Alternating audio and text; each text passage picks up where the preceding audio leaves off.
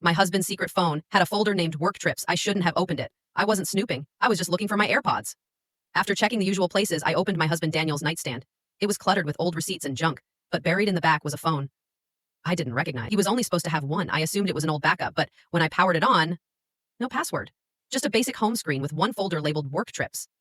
Curious, I opened the folder. A dozen videos, each tagged with a city and date. I told myself they were probably work, but I already knew that wasn't true. I clicked the latest one. It opened to a hotel room. A woman entered, laughing. Then Daniel walked in. He kissed her like he'd kissed me. For years. Not a coworker, not a friend. Someone he'd planned this with. I watched a second video. Different woman, different city, same Daniel. Every clip was like a punch to the gut. It wasn't a fling. It was a routine. This man I thought I knew had been cheating for years. I sat there, stunned, scrolling through proof of his double life while he showered in the next room. I could have confronted him right then, but what would that do? He'd lie, he'd twist it, he'd make me feel crazy. So I put the phone back, climbed into bed. When he walked in, smiled, and asked if I was still awake, I smiled back and said I couldn't sleep. He had no idea everything was about to unravel. Over the next week, I built my plan. I met with a lawyer.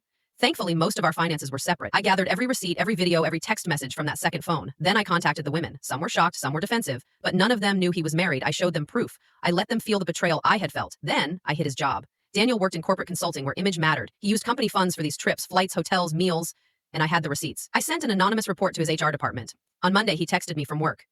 HR called me in. I didn't reply. That evening, he walked in looking like the floor had dropped beneath him. They fired me, he said, stunned. I just nodded. Then he noticed the divorce papers on the counter. That's when I dropped the act. I slid a USB drive across the table. Open it, I said. He did. Every lie, every secret, every woman. It was all there. He didn't even try to deny it. Just sat in silence while his phone blew up with messages from women, their boyfriends, coworkers, everyone I'd exposed him to. He asked how many people I told. I smiled. Enough. He begged me not to do this, said we could fix it. I laughed.